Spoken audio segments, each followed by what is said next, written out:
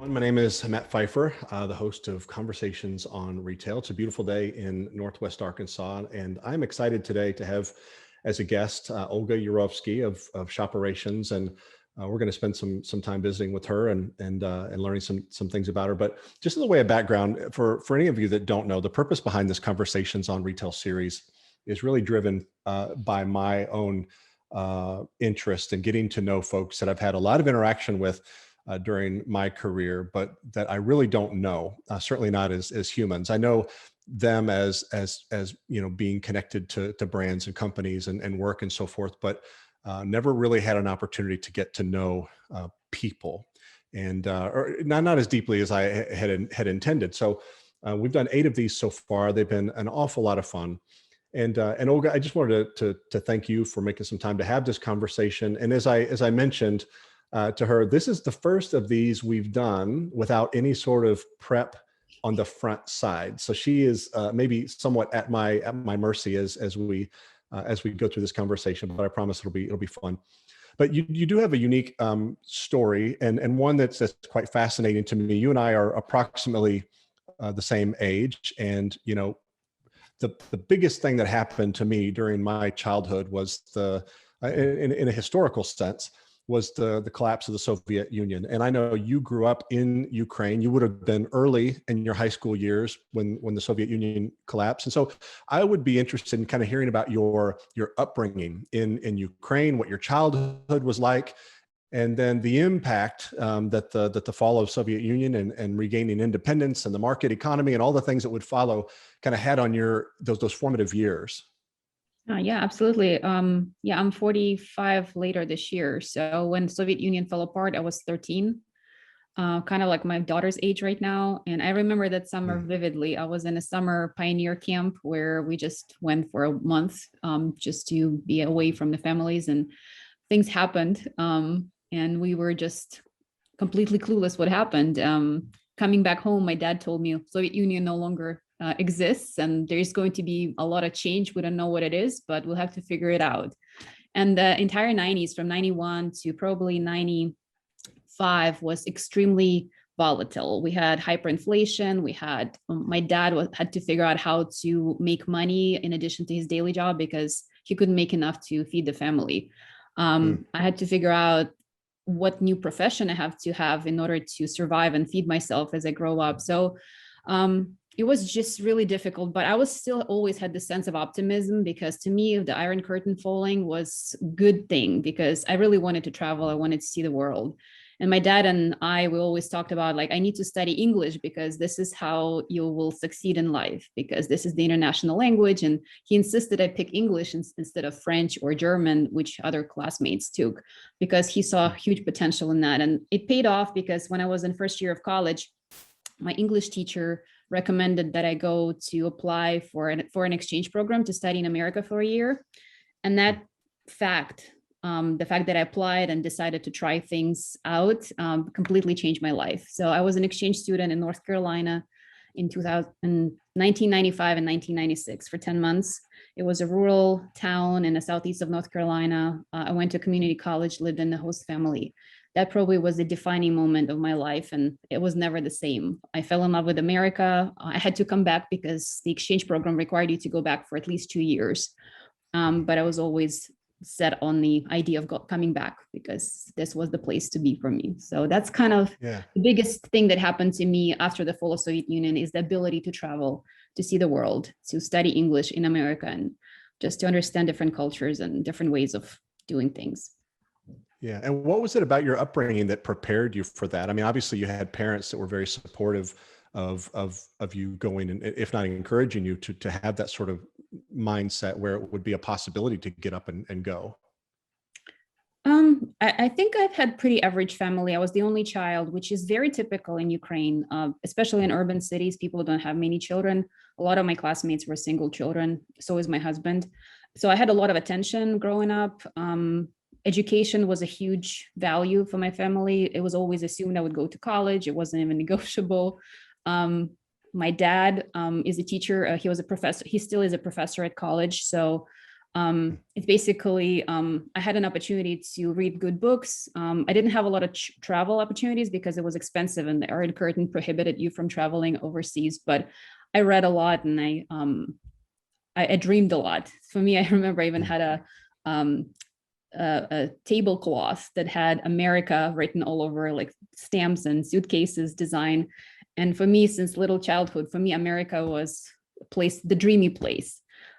So we always thought that it wasn't when the opportunity to go travel in America and study as an exchange student came up, I was a little nervous and hesitant. And I was like, Dad, I don't know if I can make it. It's kind of scary. He's like, no, don't give up this chance. You have to do it. Like, this is a once in a lifetime opportunity. So he was super supportive, and he's a very curious person. I think he really wished he had this sort of opportunities when he was a kid. But unfortunately that was in the 60s and 50s. So that wasn't possible during those years. But yeah, Iron Curtain falling was a huge change, and not very many people adopted and like it. But unfortunately, my dad was very optimistic and were able to take advantage of the opportunities that showed up. Yeah. So you studied international management at university. What was your university experience like apart from your year abroad? So my college in Ukraine was actually, it's a mining university. They specialize in extraction of coal and other resources, but I studied economics because it was really trendy thing. So studying business management economics was a huge trend and a lot of demand. There was a big competition for that particular department.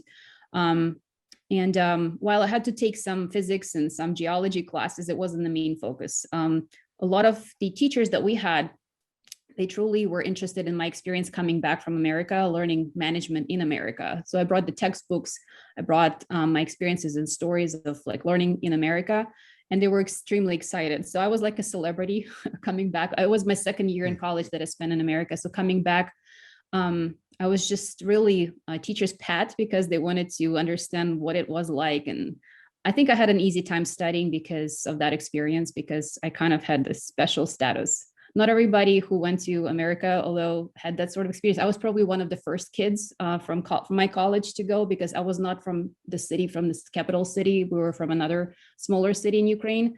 And people in Kiev have already been going overseas for many years. So it wasn't a big deal. But for my college, I was probably one of the first few people who had a chance to do so. So I cannot say that it was hard to study for me. But we did have an awesome English teacher. She brought in a lot of American and Canadian professors who would come in and do guest lectures, and foreign exchange students who were doing Peace Corps volunteering in Ukraine. So we could practice English with real native speakers. That is probably one of the most exciting experiences that I had, is speaking to Americans and Canadians who had a different pronunciation from the British version that we studied in college and in school. So yeah, it was great. Good years. And then how did you connect with Procter and Gamble? Because you were still a college student when you started working for them, correct? Yes, they do recruiting on campus, just like in America. They do the same in Ukraine, and they came to present to my college, and I applied for an internship, and I got selected. It was interesting because they said that we have different tracks. We have finance, we have like supply chain, and then we have brand management. I'm like, what is brand management? And they were like, well, you'll be working on projects, you'll be launching new products. And to me, this was such a foreign concept. I just couldn't wrap my head around that. So I did apply for a marketing internship, and I ended up being in a brand management department. So that summer in Kiev in 1998 was another big turning point.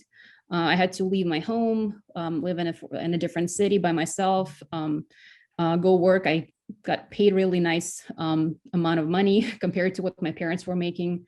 So P&G, as you know, they train people really well. It's like an MBA program. It's a one-on-one in marketing. And they did the same exact training programs in Ukraine as they do globally. So that was really a big learning curve. And it was challenging. And it was also very, very important foundational knowledge that I acquired there. And you stayed beyond the internship. I mean, after you graduated from college, it looks like you were there another year. Is that right? Yes, I did get a job offer and I worked there for a year and a half or so. But then things got tough. I don't know if you remember in 1998, we had financial meltdown and they had to Yeah. close down the office eventually. They waited for a couple of years. They were not closing down the Kiev office until 2000 probably. And that's when things kind of started wrapping up. They merged the Kiev and Kazakhstan and Moscow office into one. And at the same time, I applied for a master's degree. So I wanted to go back to the States to get my master's. So it kind of coincided around the same time when I applied and got scholarship confirmation. I also learned that they're eliminating the office, so kind of parted ways. I had a short stint after P&G working for Olga Beta Trading, which is a company that sold detergents and soaps and shampoos, and then was later acquired by P&G. So yeah, but that was in my hometown 6 months before I went to study in America. Okay. I was gonna say that's also a Ukrainian company, right? And It then was when a you joint went to the venture States, between Turkey and Ukraine. Yeah. okay, okay. And then when you went to the States, you were working while you were in grad school, correct?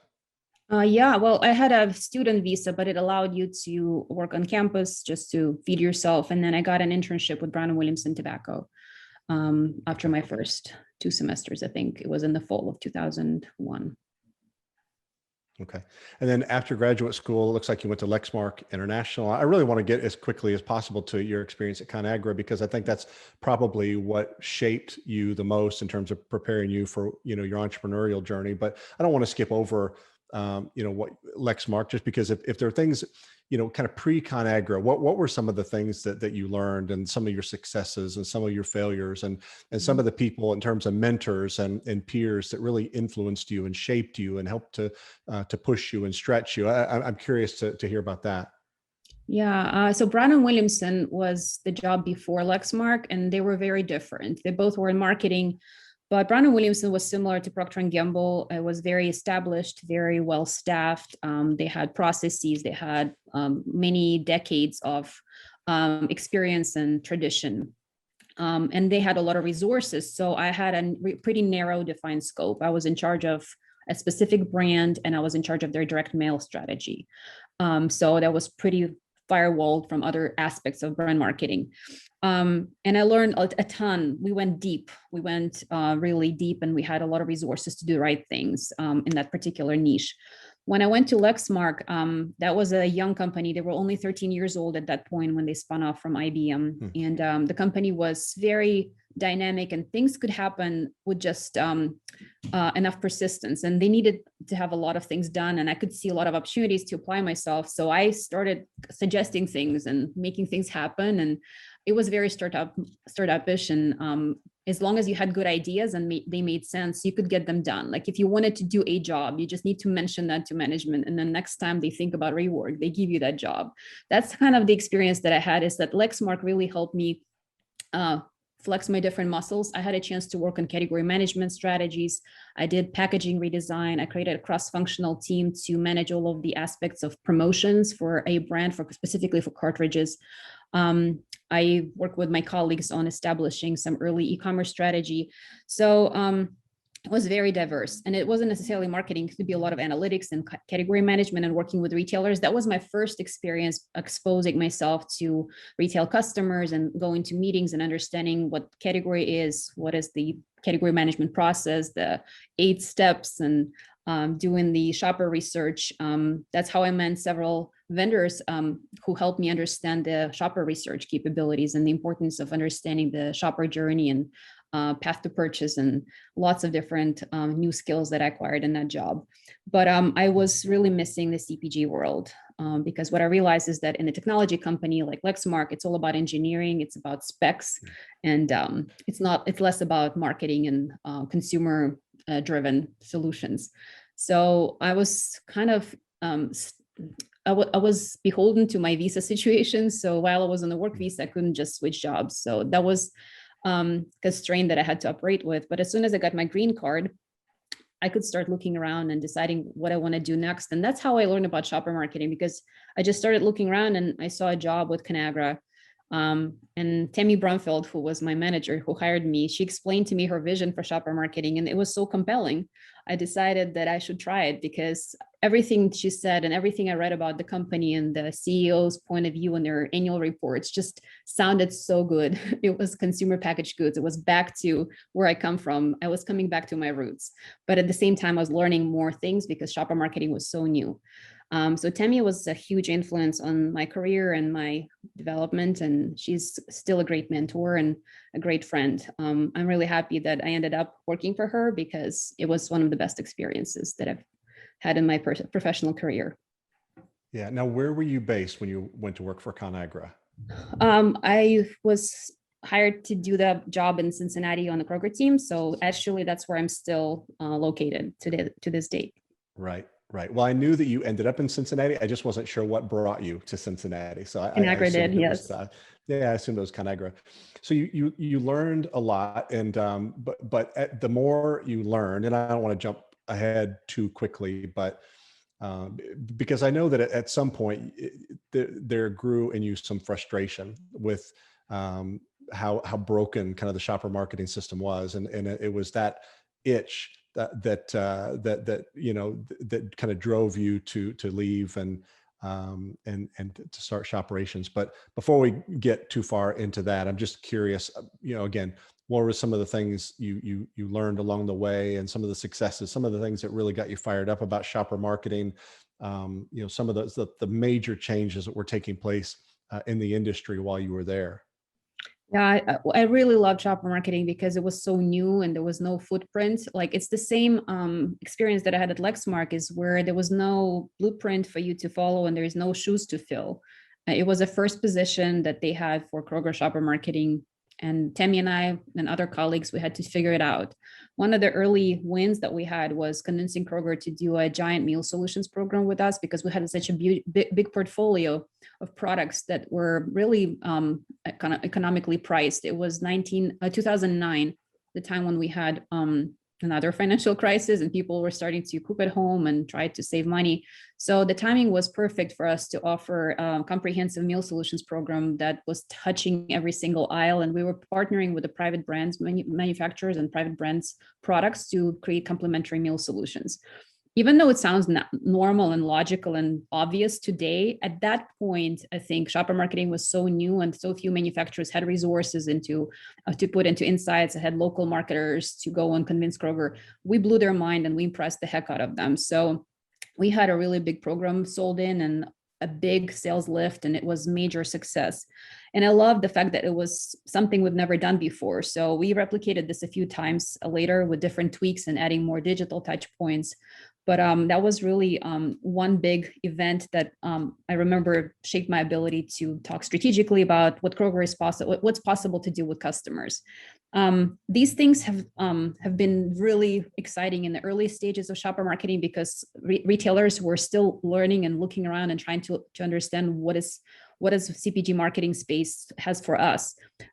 What I've seen evolving since then is that retailers became more sophisticated. They hired MBAs themselves, they have data, they have insights, they have capabilities to actually drive the conversation and come up with their own ideas. So in the early days, we would come and bring them creative ideas and they would approve and they would buy in and they would basically approve things and let us execute in partnership with other manufacturers. Now you just go and you do what they're recommending and you just pay to play. You don't have as much freedom and as much white space opportunities, which is great because I think it's the right thing for the shopper, it's the right thing for the retailer, but it just makes it a little bit more challenging for a brand marketer to come up with innovative ideas on their own. It just introduces a new set of constraints.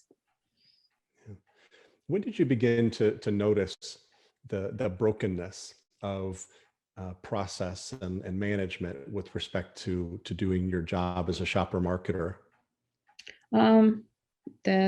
So like I said, there was a lot of exciting stuff. I love going to the sales meetings and coming up with new ideas, designing campaigns with my agency and doing shopper research. But then a lot of my job was in admin work. What I've noticed is that I spend more than half of my time just chasing basic facts, updating spreadsheets and PowerPoint presentations, meeting with people just to share basic information that could have been shared automatically through some sort of solution. We're just sending each other attachments, figuring out which is the latest version, trying to manage a file on a shared drive that would crash all the time. And it was just extremely frustrating. The contrast I saw what salespeople had, they had trade promotion management systems. They could pull it up, they could roll everything easily with just a couple of clicks. They could rattle off the answers to their business questions very easily and confidently. For me to know what's going on, I had to scrub the spreadsheet manually and then ask a bunch of people on my team to go and provide input. And it would just take several days. So I never felt prepared. I felt like things were not up to date. It was always a few days behind. And then it got worse when you get promoted. So when, as an individual contributor, you have your own spreadsheet where you keep things and you can easily answer because you're the master of your domain. But when you become a manager of a team, you rely on your people to do the work, but there needs to be a way to understand what they're working on. And I didn't have a methodology for that. All I had to do was constantly interrupt them and ask for updates and ask them to send me some other PowerPoints, which I knew as a manager, what I used to do their job, it's very frustrating. It's not productive. So I was hesitating to do that. So the identity crisis was pretty significant. I was trying to figure out, what am I supposed to do here? I'm supposed to coach them, help them. I also need to be able to share best practices, but there's really no good tools for me to do that because everything is unstandardized. There is no good data for me to look at. That's where the idea of like building a system like that came out. And I've been really vocal about that. I've been asking, Tammy was my manager at that time, and she understood, thankfully she understood the need because she lived through it. So we were trying to build something internally. But around the same time, Conagra was reorganizing, and I got a chance to get a severance package, and I decided that. Well, that's what I was going to say. You're an accidental entrepreneur where your frustration and vision met opportunity, and so I don't mean to interrupt you, but that is kind of a fascinating aspect of your story. And you said in one of the, as I was doing some research for this conversation, you said not to overly spiritualize it, but if at any point in your life the things were aligned, this was that moment. And so continue. I'm sorry. Yeah. And speaking of accidental, I was on a search. Like I always told people, like, I'm going to be an entrepreneur. I just don't know what I'm going to do. Because to me, the idea of coming to America and not trying your own business is kind of like you're missing the chance. That's one of the reasons why you come here, is because it's so easy to start a business. And like, if you cannot do it in America, you really cannot do it anywhere else. I was looking around, I was trying to figure out what is it that I have passion for and I have expertise and right to try. And nothing really stuck. Like I was dabbling in some ideas, but I realized they're not profitable. It's just impossible. The barriers for entry were too low and there's too many competitors. This particular idea was on the same morning as I learned that I'm qualified for a package. Plus I was sitting in a meeting with people who were building a software for us that we're trying to build. And I realized that it's not going nowhere. It's just not the right thing to do because we didn't invest enough time, like collecting user stories, documenting the requirements, and we didn't have time. It was not a job description. It was just some side project. So, but I had so much passion and I had this vision in my head, like this is what it's supposed to be. And I kind of see the steps to get there. I just need to give myself time to do it full time. And that's what I did. That was, today's what, June 8th. I was exactly 7 years ago in early June that I had this epiphany. That's incredible. So at what point did it become more than just an idea where you started? And talk about the process, because I know, you wrestled with, do I take on a co-founder? How do I, fund this thing early on? Do I use overseas, developers? Kind of talk about some of the things that you wrestled with as you began to take this concept to a place that it could be marketable. Yeah, well, the first thing I did is I decided to join the local startup scene because I didn't even know what a startup was. Like, how does it work? I've heard of venture capital, but I never dealt with it. So what I realized is that there's this whole world that I have no clue about, and I needed to learn. So this whole summer of 2014, I was networking like crazy. I just went to every single startup event in Cincinnati. They have an incubator-like space called Centrifuge, or right now it's in Union Hall, which I highly recommend even for CPG people or vendors who are not in the startup world, just to go and check out, because it's a place to get inspiration. Just people there, they're all dreamy, they have sparkles in their eyes, they're working hard, but they're also having a lot of fun. So it was really, really just a huge learning curve. I went to a local angel group. They have a boot camp for entrepreneurs just to understand how do you form a venture, how do you validate your business model. It was very helpful, just a couple of days of workshop. And then I had an opportunity to pitch my idea to a venture, to local angels, which they gave me a lot of interesting feedback. So one thing I did is I felt like I needed a sounding board. So I just kept coming to this local venture group and I just told them, like, I have an idea. Here's 5-page presentation that I'm thinking, this is the problem. And here's the solution I'm thinking about. And they said, yeah, that sounds great. Now go and build a prototype and become a product manager. And when I came back in a couple of months, they were like, wow, like 90% of people never come back, which like it's a big hurdle for you to even like have a second meeting. So it was really interesting to understand that they actually like people who do it full time. They don't like people who just dabble on the side as a side project. I had so much belief that this is a needed thing that I was not even looking for a job. Like I just did it. This was my full-time obsession. Yeah. And they gave me a grant. I wasn't asking for money, like in the startup world, they say, if you want money, ask for advice. And if you want advice, ask for money. Yeah. So I came to them one more time, showing them my MVP. And they're like, okay, I guess we need to give you a grant. I'm like, what? It was very surprising, but it was really huge help because my MVP was super, super basic. It was just, I hired somebody locally to build just a few HTML screens wired together that just got the basic idea of what we're building. It didn't have a brain behind it. It was just the front end. And then I didn't even know about certain tools that I would have used. If it was like now, I would have done it completely differently, but that was enough for them to see that I'm serious about it. And then the grant that they gave me allowed me to hire people to build it. Because up until that point, I was trying to find a co-founder. I was just assuming that that's how everybody does it. And you have to have a co-founder in order to build a product. And I dated several people, but for various reasons, either personalities or their financial situation just wasn't right to be able to do a startup thing. So when I got a grant, that allowed me to go and hire people. And at the same time, I found people in Ukraine, in my hometown, just accidentally browsing through these websites where people look for co-founders. So it's just a typical agency that does custom web development. And I just gave them a chance because they were from my hometown and they spoke plain Russian and they were easy for me to understand and culturally relate to. And we're still together after 6 years. So it's been doing great. They've built a product and that's great. They've maintained it, and it's a really good product. I'm very proud of it. Yeah, that's great. And forgive me for not mentioning this before. We've got a few people they're joining us live. Normally we would have several more people, but I was late to get the invitation out. But if anyone who's listening in has questions of Olga, use the Q&A button and go ahead and submit those now, and we'll ask them to her as we go. One of the questions I had was, who was your first customer, and what did Shopperations look like? In fact, I'm not even giving you an opportunity to define what Shopperations is, but maybe before you do that, talk about what it was. At the point that you had that you were able to monetize it for the first time, who was your first customer, and how did you serve them with what you had in place? And then I'm curious of obviously of how the product has evolved since. Yeah, it's interesting. Actually, my first real paid customer was an agency.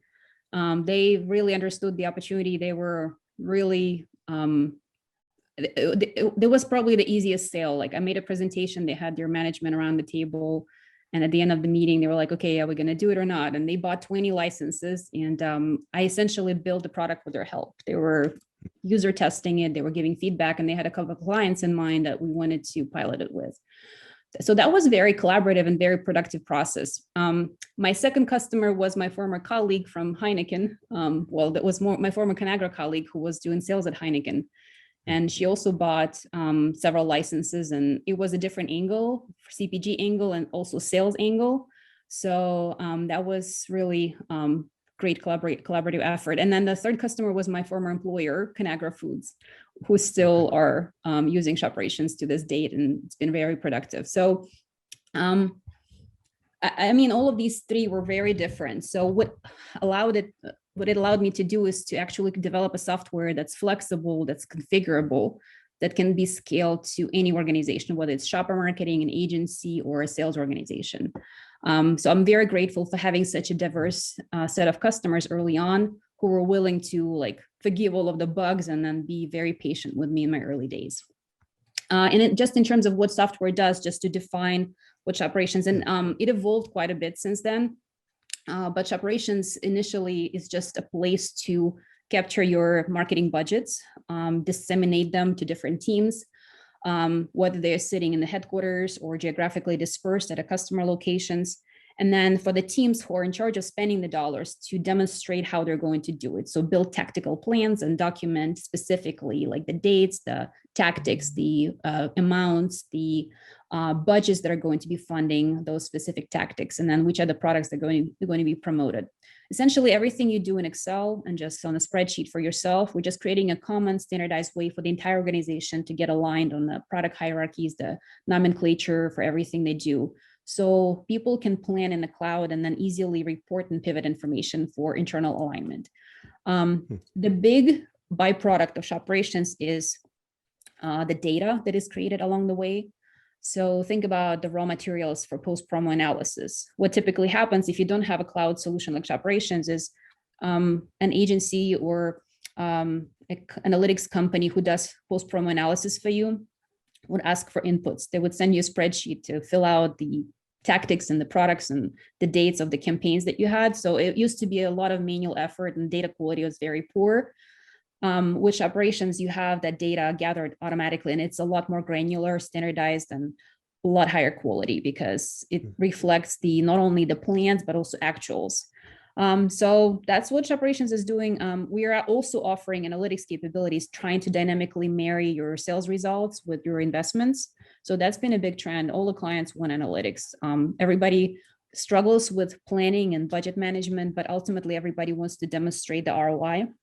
So that's been our latest focus, is to illustrate for clients who already have great data in the platform, what is the sales that it drives and how does it correlate with your syndicated data that you already buy. So how do we maximize the investment you make into your Nielsen and IRI and Retail Link and so on. So this is going to be the future, and I'm excited. I think the possibilities are really great to provide additional services. I'm assuming, like any entrepreneur in any venture, you had doubts along the way that maybe, it wasn't what you thought it could be, and you had to have been, concerned. Are you working on the right thing? So I'm curious about kind of some of the doubts along the way. More importantly, I'm interested in knowing at what point you realized, no, we're right. We're doing the right things. This is viable, and it's gonna be successful. Yes, I had a lot of doubts. First 3 years, essentially, before you become profitable, you just keep spending money, like wasting your nest egg, talking to investors because you don't know if you'll be able to sustain this by yourself or if you need to like borrow money. And it was extremely hard for me to explain to investors what is shopper marketing and why is Excel not a right tool. They're just not. I think even those who grew up in the CPG world, there were many investors like. In Cincinnati, we have a huge ex-CPG community, as you can imagine. Even the former CPGers, I think the generation that's now doing angel investing or VCs, they didn't deal with the complexities that modern marketers are dealing with.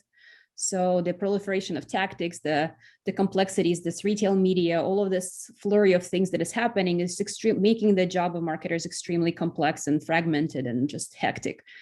So for me to explain the pain was really hard. I think once you start getting paid clients and then you see clients are renewing, numbers speak for yourself. You didn't have to explain the pain anymore. All you had to do is just show a couple of testimonials and a couple of logos. But early days before I had paying clients, it was extremely hard for me to convey the value proposition. And maybe that's a good thing because I essentially pivoted from trying to raise money to trying to just do more sales. It's easier to sell to people who already speak my language and who experience the pain than to raise money with people who have not lived through the pain. Yeah. Speaking of selling, you were surprised by how much you enjoyed being a salesperson, being out there as an evangelist for your business. I think selling is fun. What I don't like is the follow-up game because Mhm. people like Well, the demos that we have are always awesome. People have really positive reactions and people get excited, but something happens between when you have a demo and when you actually sign the check. There's a lot of painful work that needs to happen within the enterprise to build consensus and get all the stakeholders aligned. And it's hard. I can see that because a lot of my clients have just never bought software before. It's just a new thing for them, and lots of different players are involved. So I'm learning how to help them, how to guide them through this process. But I love to sell. I think people enjoy listening to my pitch because I'm not a typical salesperson. I have a founder story behind me, so they just like to listen to all of these, like you were asking, like, how did your idea come about? And because I speak their language, I think they realize that I'm one of them, and we have empathy going on in addition to just trying to close the deal. yeah. I watched a video that you posted a couple of years ago where you were basically predicting the future, what things were going to look like at retail as online and offline begin to merge, and talked about retailers building these marketplaces to monetize their platforms, retail media, and those sorts of things. And I say that to ask, what do you see in the future from now in a post-COVID world where everything has changed, and more important than what you see in the future, what does Shopperations look like in the future as a result of this rapidly changing world? That's a great question. Honestly, the older I get, the harder it is for me to imagine what the future, because everything is accelerating. Mm. I've recently learned about the no more cookies, and I cannot wrap my head around what that means. Probably retail media and retail data is going to be a lot more valuable. That's a huge game changer. Nobody could predict that. So still trying to make sense out of it. One thing I know that needs to happen, I don't know how easy it is to make happen or how fast it will happen, is we need to have industry standards for evaluating media results. And we need to create some sort of standard list of KPIs that are possible for me as a marketer to look at different performance of different campaigns across the board. What I've learned working with my clients and myself in the past is, if I want to understand the results of my campaign, I'm not talking about sales lift, I'm talking about the media performance results like impressions and engagement metrics and conversion rates and ROAS. Everybody does it differently, and the results are never shared in a dynamic form where I can actually aggregate data and then slice and dice it and analyze it. People get PowerPoint presentations or PDF recaps, which is good to have pictures, but I need to have a way to compare campaign results for one specific campaign with one vendor with another one side by side. And I'm actually I'm going to plug VendorStan in here because that was a I was platform I getting ready to launched ask about recently. that. Yeah.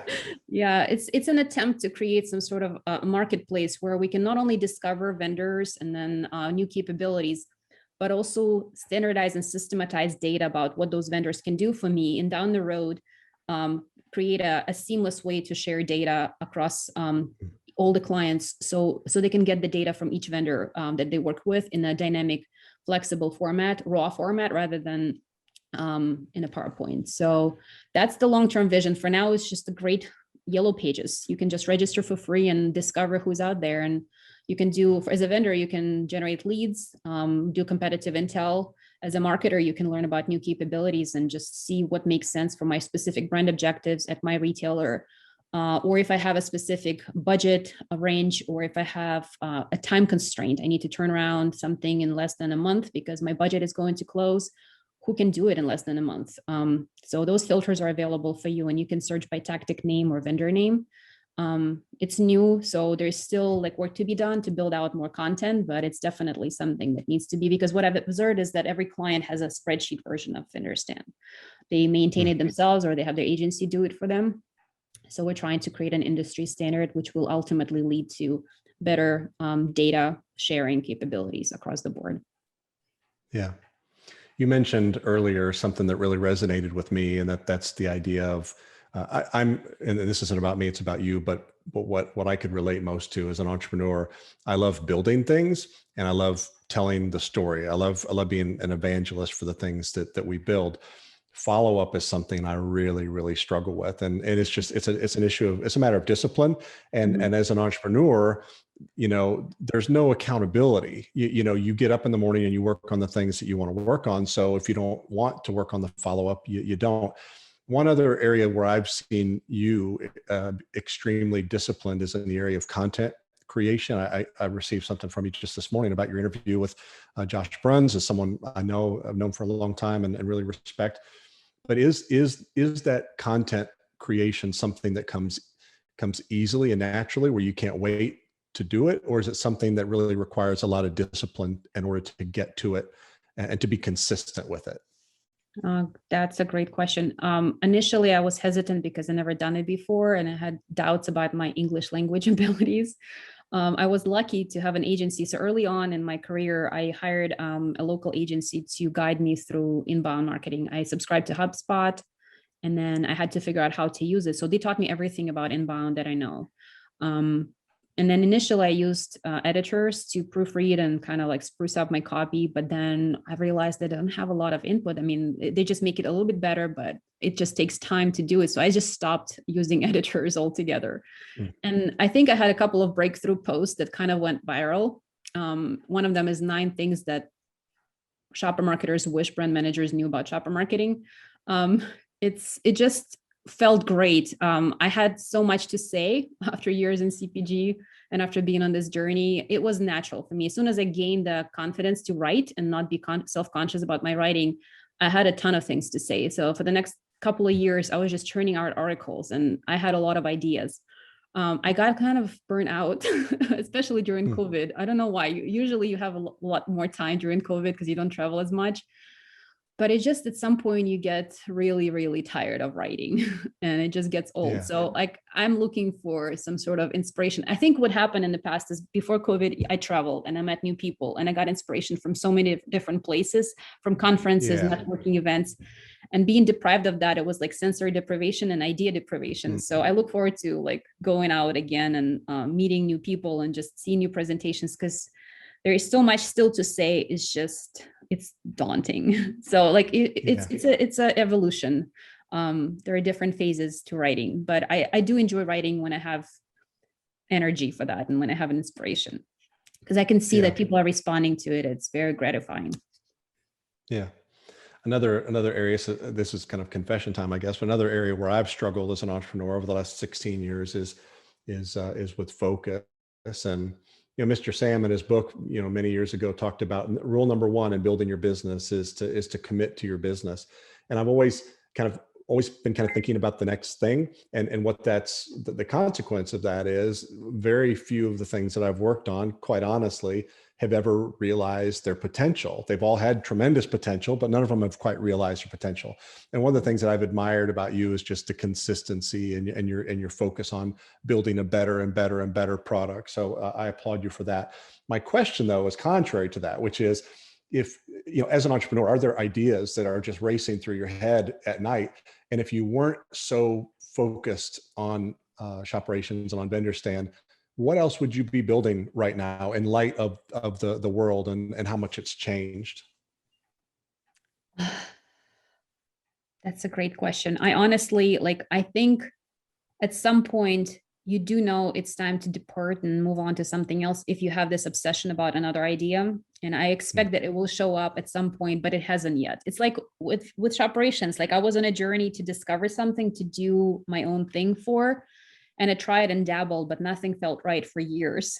So I don't think that there's anything that I'm obsessing and that my mind is occupied with, other than Shopperations, which is a full-time job in itself, obviously.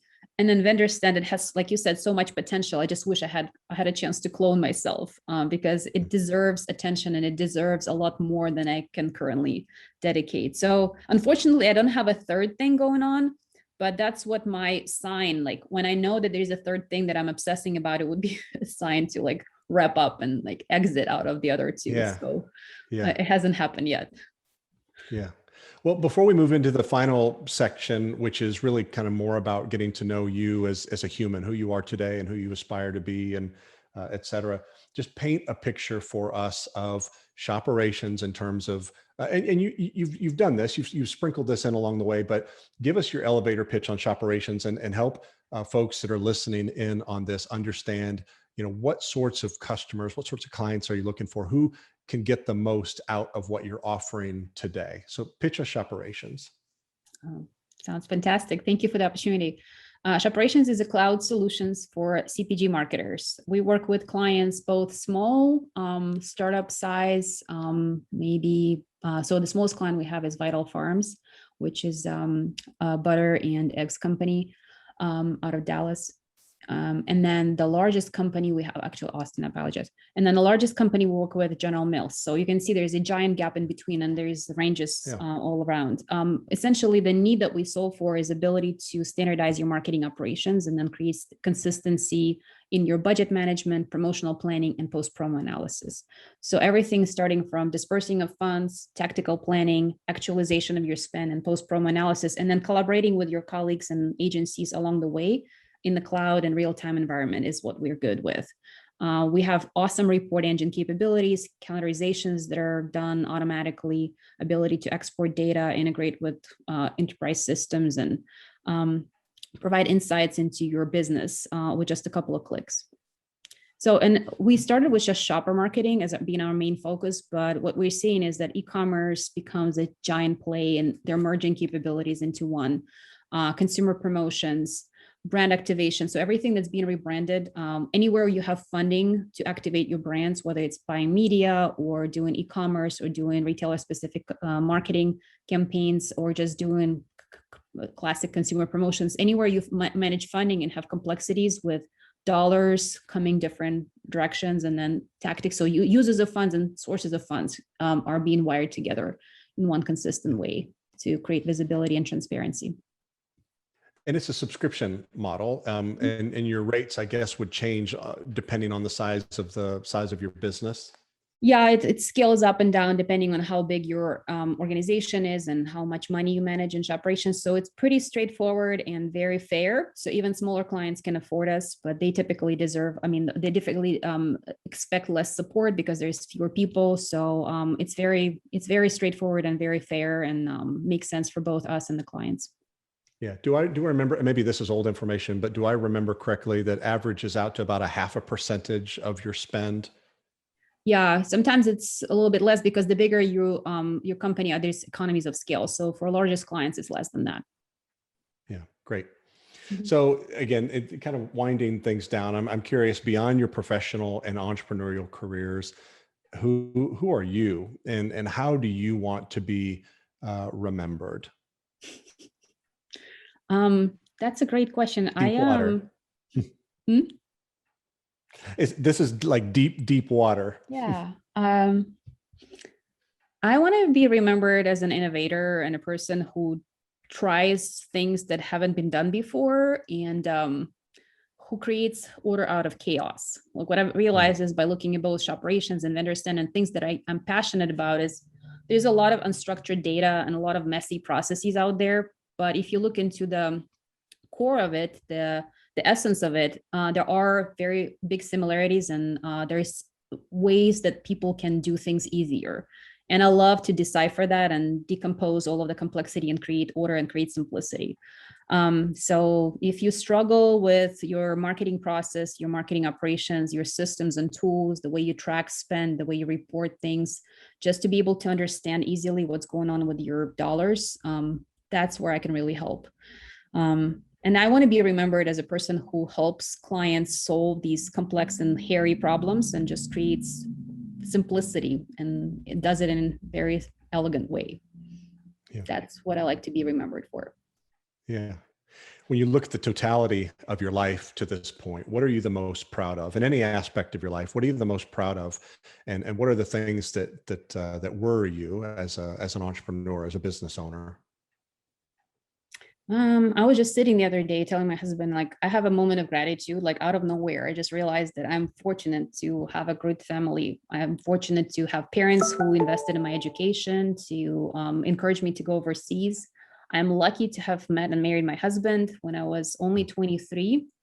And I'm fortunate to have two wonderful teenage kids and in-laws who live with me and who help me through this process of entrepreneurship. Like they were built-in babysitters and they've taken care of my family so much that I just cannot imagine how people can do it without having such family support. It's just impossible. It was so stressful that, and they've taken a lot of stress off my shoulders. So I'm proud of just being able to to have all of this goodness and great people in my life, and I'm grateful for the clients who are with me still years later, for clients who are giving us a chance right now, because I know it's always a little risky to try new technology, to work with a vendor you haven't worked before.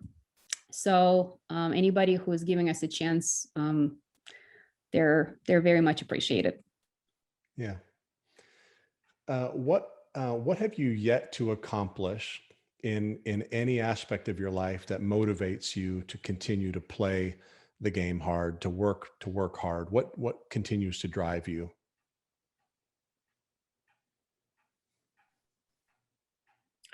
I recently started paying attention to my health because I realized that that's something that you cannot regain if you lose it. I've seen some relatives struggle with health issues. So I actually started weightlifting and doing very rigorous exercise routine. And that's like, you asked me, like, what's the next thing? I think if I do the next thing, it would be something health related, something that will help me maintain my lifestyle instead of sitting in front of computers so long. I would want to have some sort of next venture that will allow me to not only live a healthy lifestyle, but also promote it somehow. But I have no idea exactly what that will be. So yeah, I mean, I think getting fit and then not getting old when you're 45, it's like you start feeling the signs of aging.